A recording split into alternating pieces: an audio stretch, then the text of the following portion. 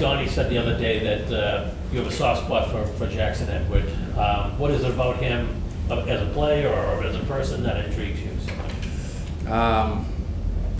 I mean, I was saying this to the group the other day that it's a real privilege to get to work with all those guys. It's a really great group of young men, but I love Eddie's competitiveness and his willingness. He's still pretty raw, so there's still lots I feel of development and an opportunity for him to grow. So I think I'm looking forward to him turning pro and us getting to have our hands on him more daily, and just a good kid that's been really resilient in his life, and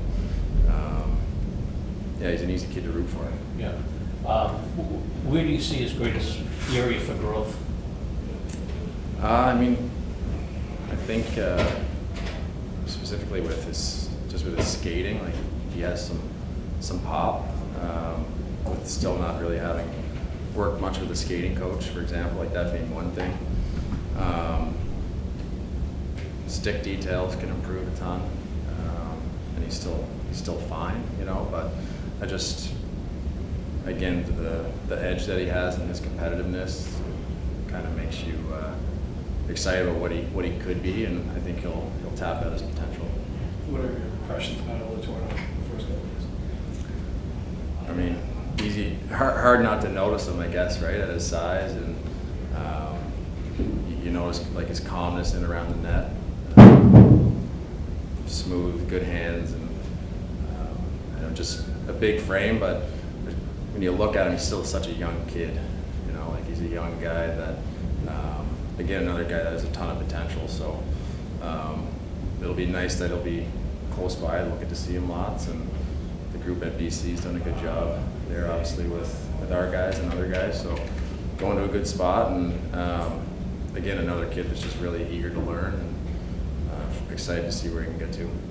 Well, Oscar had a really great year with BC, and people might attribute that to playing with Cutter Gauthier, but it almost felt like at times he was deferring too much. Do you think now that he's firmly had a year on U.S. soil and is kind of in a position where he's an elder statesman there, he has more of an opportunity to grow his game at BC?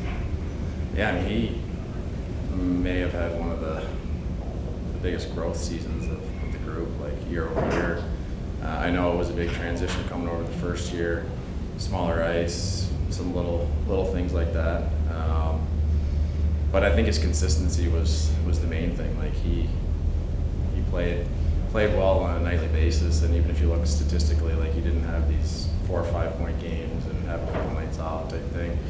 I think he complemented those guys really well, playing with Gauthier and Gasso. I think the three of them all complemented each other well. So obviously Gauthier is a really good player, and so is Oscar. And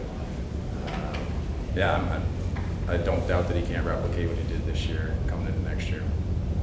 You got to see Riley Duran a little bit in Providence, the Providence Bruins last year. What popped out at you for him? I think he's just like, I say this in a respectful way, like it's just a simple player. Like he comes to work, he does the little things well. I was impressed with his board play, especially at the pro level already. Like I think he really established some himself as a player that the coaches could rely on, which can be hard for a young player. So I was also impressed with his poise with the puck and ability to make plays. Not that we saw that at times at PC and knew it was there. We just don't know how it's going to translate, especially right off the hop turning pro. But he jumped right in and looked comfortable. And maybe some of that is being used to being in the area and being a local kid. And again, like excited to see where he can get to. Good to see Spicer going back to his development track there at Duluth after what was a challenging year for him last year. Yeah, I think we're all excited for Cole this upcoming season. He had a great start to the year, and being at Duluth, I think it's going to be a good opportunity again for him there. So I know he's excited, and we're as equally excited. Adam, do you have any idea why he didn't play for the USHL Youngstown Phantoms last year, and is that a deterrent on his development by losing practically a whole year? No, I don't. I mean, obviously you want guys to be playing, but you can't. There's things you certainly can't control, and that could be an injury or guys miss time. So I think that early on, getting the opportunity to play up the lineup compared to where he was at last year was helpful for him, and I think he gained some confidence there. I know just in talking to him that he's excited for next year and seeing him out there today. I don't think it's necessarily a bad thing. Again, of course, at any age and a young player, you want them to be playing, getting those reps. But I think he's in a good spot. What are the steps we need to see from him? You mentioned how young he is, and this should be a big jump for him next year. But what are the steps we need to see from him? I mean, it's just going to be going from playing prep hockey to college and on a pretty competitive team. Like, there's going to be some challenges, I'm sure, but just any young guy, it's going to be quicker. Those guys are going to be stronger. He's a big guy that I'm sure probably could rely on his size, and he always will be able to. That's the appealing thing. But continuing to work on his skating, his first few steps, probably get his conditioning up a little bit, and yeah, it'll just be a feeling out process a little bit, I'm sure, with the pace of the game, getting up to speed a bit. But I don't doubt that he's a really smart kid, so I don't doubt that it'll take him very long to figure it out. Don's the Marshmallows had a delayed start to the season, but how did you see him grow first college season, more international experience? Yeah, I mean, Don's another guy that, admittedly, like coming over, it's just an adjustment.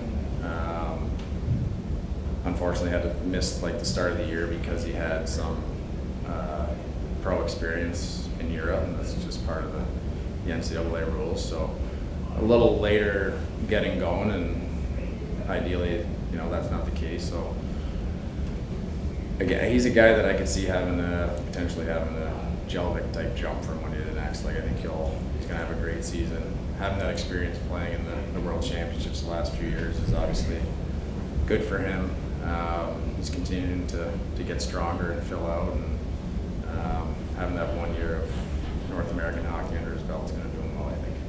Weeks like this are obviously like the beginning of the sort of development path for these players in Europe and sort of involvement with them. What's it like when you get to the other end and you see a guy like Lowry that you've worked pretty closely with and helped develop over the years, when you watch him last year really start to impact at the NHL level and start to really be ready?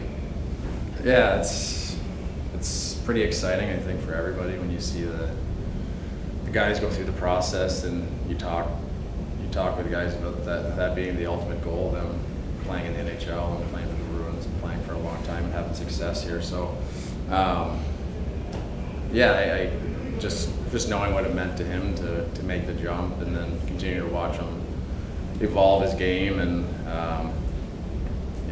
he will continue to do that, no doubt. I think that one thing we talked a bit about is that your development doesn't stop as soon as you make it. Guys are continuing to work on their game and not be satisfied with where you're at and continuing to grow. So still lots of growth in him, but it's exciting to see him make the jump and continue to show what he's capable of. If you look specifically at Mason's game from when he was a regular part of that group to where he was in the playoffs, like when you really drill down on the details, stick position, whatever it was, skating, what did he enhance in his game that he became such a trusted part? Yeah, I mean, I think he's been willing to work on all areas of his game. He loves the offensive side, but knows the importance of the defensive side. And some of it is just experience and going through, I wouldn't say the ups and downs, but just the learning process of learning when to jump into plays, when not to, when to make a simple play, stuff like that. So I think it's part of that is just him gaining experience and learning, and obviously understood when it came playoff time that every little play matters, and he was able to simplify things at times, and then also just with like his poise and the way he can see the ice, like there's opportunities for him to impact the game, and he found those as well. So that's probably the biggest thing. What steps would you like to see Brett Harrison take in his development this coming season? Well, it was a good year for Harry last year, like coming in from playing junior, and he's still a young guy. You know, we have guys that you come in from junior, you turn pro, you're younger compared to college guys. So he got a lot stronger. He's continuing to get stronger. He's been working on his skating. That's coming. So yeah, I mean, we're happy with where he's at. I know he's getting really dialed in this year on the areas that he knows he needs to improve on. And I think the biggest thing is for some of those guys, like until you turn pro, and again, like we talk about, you get the experience, then you say, okay, like now I understand how strong the guys are, what it takes, what the daily process is. So he's in a good place, and yeah, I mean, I think he's probably looking to be a little bit more involved offensively this season in Providence. Who knows, maybe make a push to get out and play some games here. What's the benefit of this week to you from an intangible perspective? You know, getting to know these guys on a little bit more personal level, more intimate level, and kind of seeing some of how they handle the moment for the first time. Yeah, sorry, I missed the first part. Getting to know some of these guys, you know, more like on an intangible base, you know, how they are personally, face to face. For me, for this week, how some of them are, you know, handling the moment for the first time. Yeah, I mean, it's a great opportunity for the guys to get to know us and for us to get to know them, and mainly understand, understand what the Bruins mean to the city. Get to understand the history. You know,